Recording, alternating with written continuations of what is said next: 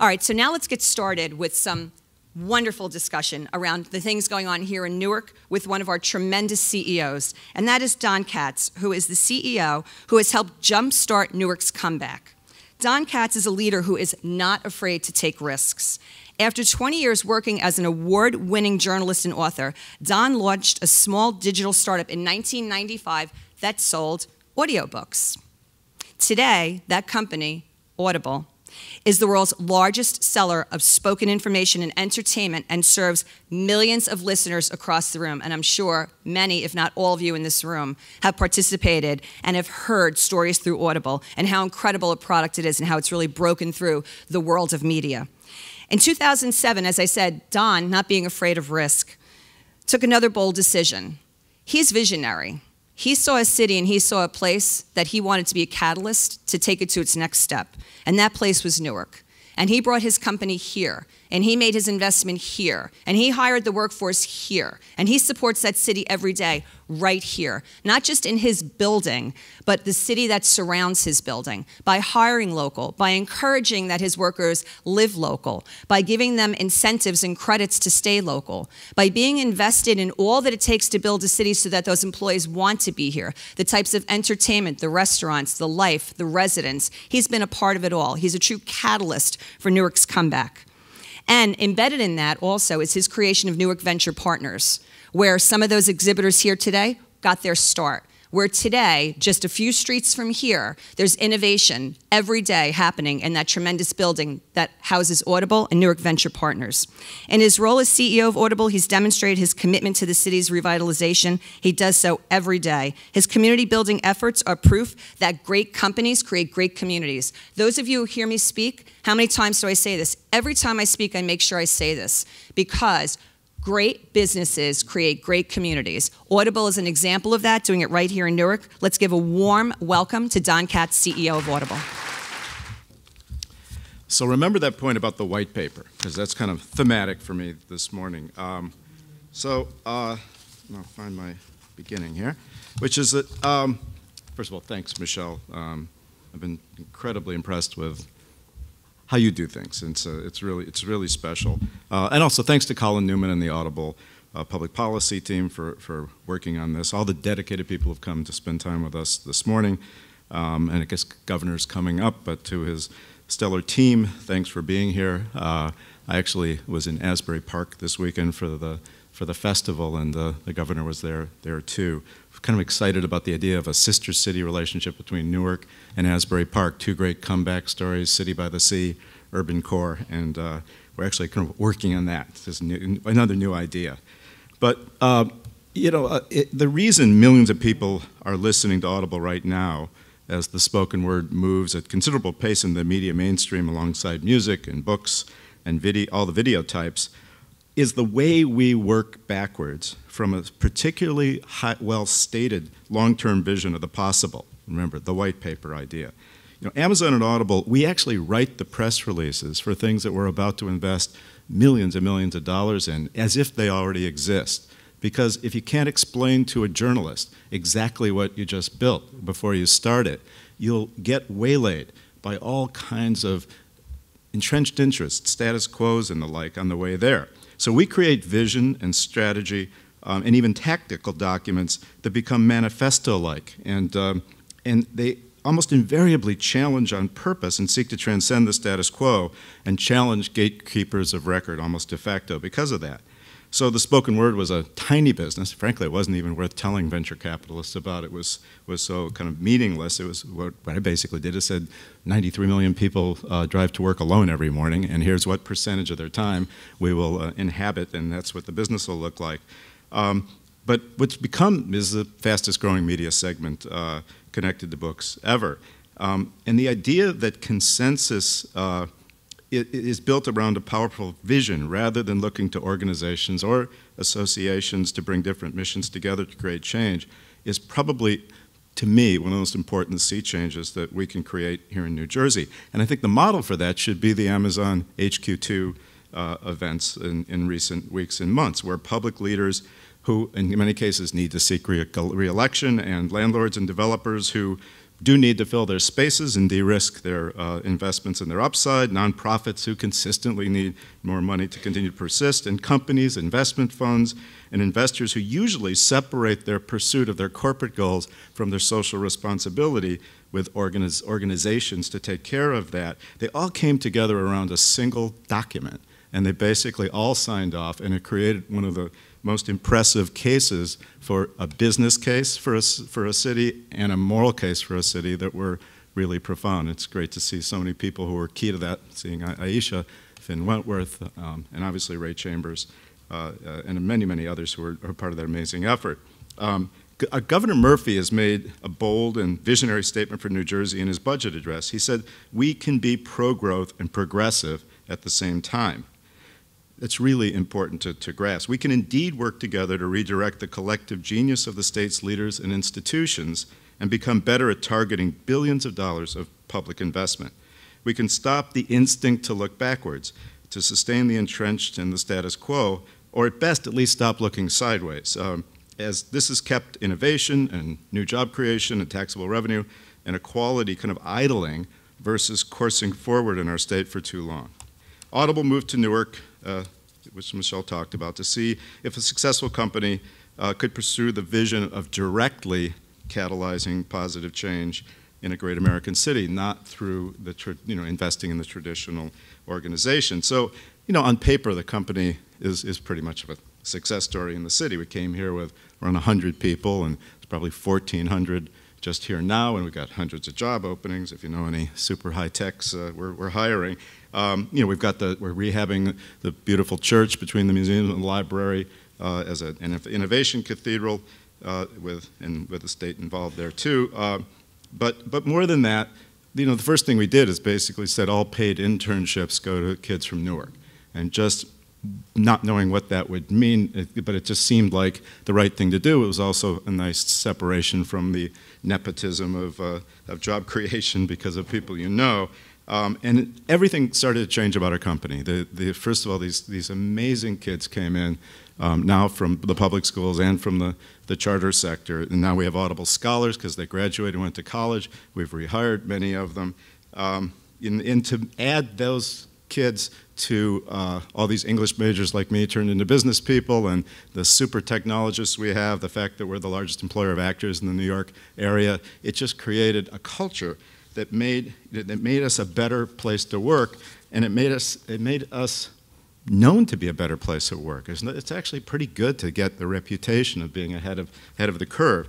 Then we figured out how to hire all kinds of Newarkers into the tech org, because it is a technology-driven and kind of high-skills environment, and that got us to look past traditional resumes, people whose lack of privilege in their background didn't make them obvious on paper, and we figured out how to train them into our jobs, and our customer care organization just brims with this positive energy of the power of giving people a chance. We realized that even though you're an amazing product of the K-12 revolution here in Newark, you didn't grow up with the vocabulary of the workplace in your background. You didn't hear it. It's like the word gap for young children. And that resumes and things like that are just not in your purview, which leads to the reality that African-American college grads have 2x the unemployment rate of white college grads. So we developed curriculums to make sure that the people working with us got that. As Michelle said, we subsidized living, our employees coming to work, and this involved building new economic models, new flywheel-like return models that are pretty sophisticated, because even though it seems like a lot of money to give people hundreds of dollars a month to live closer to work, the productivity return, actually when you model it, is pretty impressive. It's just not obvious, and you got to go deep. We subsidize eating out, lunch out, which is one of the problems in a city with too much glass and steel, is that you gotta stop the fortress stuff of being inside. So all these people come out. We drafted Barcade, the hipster bar from Brooklyn and Chelsea, to be across the street. And the streetscape creation is absolutely important to unleash, which I think is one of the great stories of the future of New Jersey, which is to take our 4 historically challenged cities, to take cities that frankly were historically injured cities in Trenton, Camden, Newark, and I'd add Patterson in there, and focus on them as almost literal frontiers, places to unlock both the human capacity and the will to be better, and then actually look for growth right in those cities. It's an amazing opportunity. I was proud we did Project Listen Up, which Colin and Darian Kovalic here led, which is all 15,000 high school students in the city now get a year of Audible and have tablets and headphones and 160 books that their teachers chose for free during the year. And it's those kinds of things that frankly they all made us a better company, and they made us a place that hundreds of people want to leave Brooklyn every morning and come work right here in New Jersey, in Newark. You know, I had an amazing experience of my now 11, 12 years in the city of coming involved with the Economic Development Corporation that Aisha now leads, but this was in another mayoral generation. And it was there I began to see some of the status quo conceptions that just didn't really make sense. I mean, fundamentally, the idea of taking $1 million or $2 million and throwing it into a $120 million building is kind of a nod and a wink to the developer that maybe you don't have to pay it back and that could become your margin in a pinch. It didn't seem like a real progressive idea on creating true change, and I really thought we should reposition the city around the stunning bandwidth under the streets and the like, and then turn this into a growth center because tech companies, particularly little ones, were creating all the growth in the economy. But you saw a lot of reasons why that was going to be really hard to do from a purely governmental, or at least city-oriented governmental perspective. And meanwhile, you come across all this amazing econometrics data from people like Enrico Moretti that showed that in a changing neighborhood, a tech job, like the jobs at Audible or jobs at Amazon or jobs even at the great Newark venture partner companies outside in the hall, they tend to create 5 service-level economy entry-level jobs and 2 professional jobs. And the great factoid in all of that was that in a turnaround tech community, the high school grads tend to make more than the college grads do in a manufacturing turnaround. So we're much more of an infrastructure turnaround. So Newark Venture Partners became out of this. It's like, why not take other things I knew about, like angel investing, which I got pretty good at because I started one of these things. You kind of get an eye for this stuff, and some of these Moretti-like ideas, and that was Newark Venture Partners, which 2,000 companies around the world have tried to get in and be part of this amazing experiment where 46 companies have been funded, 390 different employees, and huge numbers of amazing founders with stellar leadership. Dan Borak and Tom Wisniewski, we'll get to hear from Dan on the panel kind of shortly. And because the whole idea was old-fashioned private sector upside, but creating the outcome of a double bottom line, which is job growth, measurable job growth, and measurable taxable revenue growth. But you got to start somewhere, like every startup. I mean, I always say that there's no more upside than investing in great ideas. It's 100%. I mean, a lot of professional investors wait until a company's way down the line. But the idea side, it's all upside. It's just you got to really take the risk. But the original, we thought, let's just measure the new people we can bring. This for the foot traffic. Let's measure the new people we can bring largely across the river to come visit and see this amazing 25,000 square foot accelerator, which incidentally our partner Rutgers gave us for $1, and a tremendous investment in this from Rutgers among many others. But we had 6,000 different people who've come over to check out Newark simply because of Newark Venture Partners, and among them some of the nation's leading venture capitalists, including just the other day one of the principals from Sequoia was there. We've got Clyder Perkins people on Union Square Ventures, all the companies that you think of who are spawning these mega growth kind of companies. And the truth is, when I get asked to talk now, it's often about Newark Venture Partners, whether it's at the Milken Conference, which is the U.S. Davos Wannabe Conference, or the Jeffries Tech Conference, which I keynoted recently, or on CNBC. That's usually about these really interesting new things emerging, from Newark. And part of the idea of Newark Venture Partners was about Audible taking its incredible domain expertise and making it available to go down in the elevator and help these companies. So there's 200 specialists ranging from the 12 kinds of network architecture to the 13 kinds of go-to-market strategies who literally will go down and coach these companies. And it turned out to be a tremendous draw because you don't need as much capital to start startups anymore, which is a really important element versus infrastructure investment. Because of the cloud and other things like that, it just doesn't take that much capital anymore. So the companies want expertise. They want coaching. They want people who can help them get to the next level. It was also kind of interesting. What we did is we didn't make it a captured venture fund. It wasn't all about Audible. And so we have these amazing corporate partners, RJW Barnabas and Prudential and Dun & Bradstreet and Horizon and Panasonic and TD Bank are all corporate investors. And they also put expertise from their employee base into the model. And there's all sorts of business development ideas. It's becoming really, in terms of the medical services group alone, between Horizon and RJW, there's all kinds of deals being made for these companies. And a lot of them, I know, want to stay in Newark, where they're individual investors. David Blitzer, Ray Chambers, Mark Burson, Ben Corman, who's here, Joe Taylor, and others. Just a whole lot of people stepped up with vision. But I will say the process of raising the money, for me, which was mostly a personal kind of effort, was to try to convey this double bottom line vision to people who were pretty much fixed in how they made money over here or had a lot of money, which is the case in New Jersey, massive capital stored all over the place. And to try to get it into play through something new, it was a real challenge to find people who are willing to step out of their own status quos. So I'm hoping that today and in the coming weeks that leaders here and throughout the state could come together to explore policies and cut through what sociologists call the cake of custom to embrace a vision of equality creating growth in institutional behaviors that the governor and I share, the mayor shares this, most of our national legislators. It's not like this is not something we all want to share. I started thinking about these kinds of things when I first read Jane Jacobs and studied urban affairs in the 70s. I'm actually old enough to have read Jane Jacobs, the great theorist of urban change, when the book came out. And she was so clear on what we have to do for the four cities. That it's about the diversity of the streetscape. It's about as soon as you build steel and glass walls and tether breezeways to the train station, like Detroit did way before the auto industry took them down, you're going to kind of fail. So I got the chance to study other turnarounds. And as a journalist, I went to Pittsburgh in the 1980s. And again, it was happened long ago, but people don't realize Pittsburgh was on the edge of literally physical death. You couldn't breathe in that place, let alone find a job or a school it was below some of the southern states known for school challenges.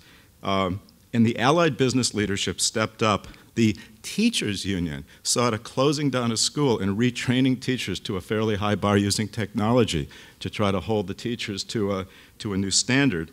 The Strategy 21 document they wrote specifically said in a city that was known for broken steel mills, we're going to turn this place into a tech center and we're going to focus on younger people. It was pretty clear that what they were going to do. And that's exactly what they did. If you've been to Pittsburgh, it's where the millennial activity in the street, the food truck culture and chefs everywhere, it's a millennial paradise. And Apple and Facebook and Google and Uber all have offices there, particularly because Carnegie Mellon was lifted up to be in every way as good as Caltech and MIT in the process. Another looking backwards, but to something that's worth reconsidering, is what went on in New York post 9/11. There was under Dan Doctorow, there was a deep dive, which was actually done by McKinsey, and we have the great gift, and Steve Glenn Cookins here, is to have a company like McKinsey helping us here. What they found when they did the study was that New York and the city were, this is a quote, paying large companies handsomely to do things they were already going to do. So it's really worth a gut check on that, because I certainly think we got more than a bit of that in our state. And the idea now is that with this governor leading and so many allies ready for change, I hope we move forward to support a roadmap and innovative legislation and mission statements that work backwards for a new dawn for the state. I was lucky enough to be at a dinner at the governor's mansion a couple weeks ago, and if you don't know, Governor Murphy's amazing at commandeering a crowd and calling on people and creating a real fascinating interactive discussion. It was my term, everyone was supposed to pick one thing. I said, well, he said, what would you do? And I was seated next to his wife, Tammy, and I said, I do a moratorium, either intellectually or specifically, on all retention efforts throughout the state, and then look anew at every investment the state makes with its dollars through the eyes of a high-growth company, largely a tech company, versus the many mature companies that are well past their job growth phases and well into delivering shareholder profit versus either job or measurable growth. So just focus everything on companies that grow at 10% a year or more. And just the thinking process will change. And at that point, Aaron Price, I think, is here, asked me for a specific example. And I just happen to have one, which is that, because of this monstrous bandwidth which is underneath us, I often say it's like if you've ever been to Iceland, where you can take a stick and stick it in the ground when you're out camping in Iceland and steam comes out. I mean, it's right there. The bandwidth, the ultra bandwidth that's underneath our streets in Newark would cost like $25 million a block to run through the Flatiron District in New York. So if you think of that, and we've, having Colin and team on board at Audible, we even had a bill draft, an emerging tech urban grant program. And the idea was, if you move a company to Camden, Trenton, Newark, or Patterson, and you are able to grow at X%, particularly above 10%, both revenue and jobs, the state pays your cloud bill, which, believe me, is this significantly tiny targeted investment versus moving a huge corporation from here to here when that company that may not be growing jobs anymore. And then you add to that a subsidization kicker. If X% of the employees actually settle in the urban core, you suddenly have a program that's scalable and evocative, and you can actually take it public as something that'll cut through for the next time I'm on CNBC or the governors, talking to other governors about New Jersey is leapt ahead. The great news is that we can achieve all sorts of synergistic packaging, leveraging sometimes little-known legislative and technical and regulatory opportunities, and pull it together. The Booker-Scott rider to the tax bill, amazing that it got in there as it is. Phil Murphy recently declared these opportunity zones, including here and the Washington Park district that Audible's focused on between here and the train station. It's very technical, but it's a profound opportunity to have a lot of this stored capital, either in founder stock or in funds, put into the urban core and into state-wide growth. Jay Battio, I think, is here, has a fantastic sidecar idea related to ESOP ownership with Brand New Jersey. Add to that an extension and acceleration of the angel tax credit that we have, but is probably not high profile, and add to that the old school idea of NOLs, which, believe me, Audible got those $250,000 and $400,000 or $500,000 checks at the end of some of those really rough years in the near-death experience days made a big difference. But you package that together into something that Phil Murphy can talk about in a coherent way. You've just changed a brand of the state and made it feel like we're open for business for the growth companies in ways others aren't. The progressive policy ideation and rapid action. We can also engage one of the other great things that is just such an amazing element of New Jersey's kind of untapped possibility, which is our rising population of often first-generation degree getters and immigrant degree getters in this city. The data just shows that these people start the vast number of startups and high-growth companies, and they also have a huge percentage, like 70% of the patents granted in the last 10 years.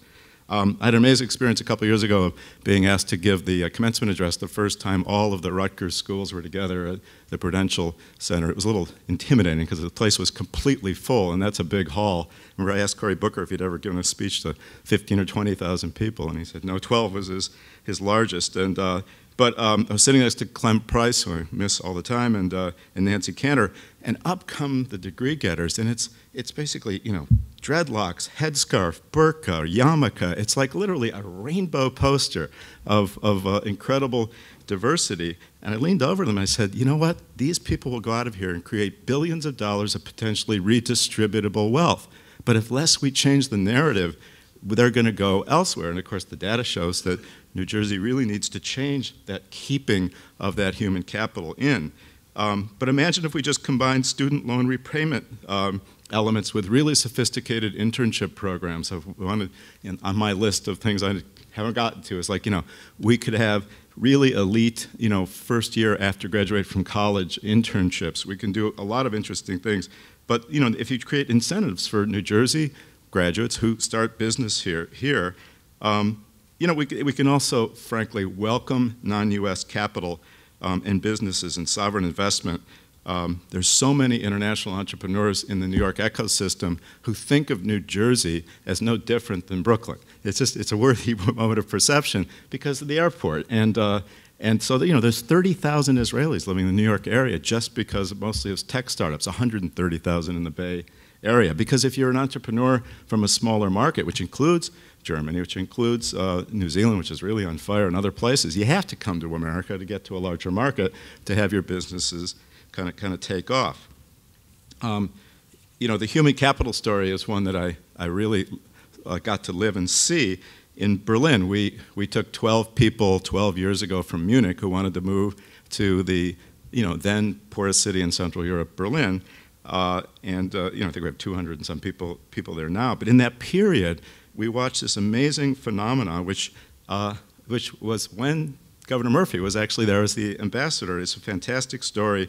Now there's over 2,000 startups, and by bringing together the arts, young people, and actually American capital in these startups, which are more than half immigrant kind of entrepreneurs, you had this stunning turnaround and jobs for everybody at all levels. It's a fantastic story. And that's another thing. We have to focus on people between 25 and 35, which is another item we talked about at the governor's mansion that night. And the Brookings guys are talking about this triptych of innovators, creatives, and entrepreneurs as key to this. And that means we have to have in our city comebacks mixed-use theories, streetscapes that make sense to young people.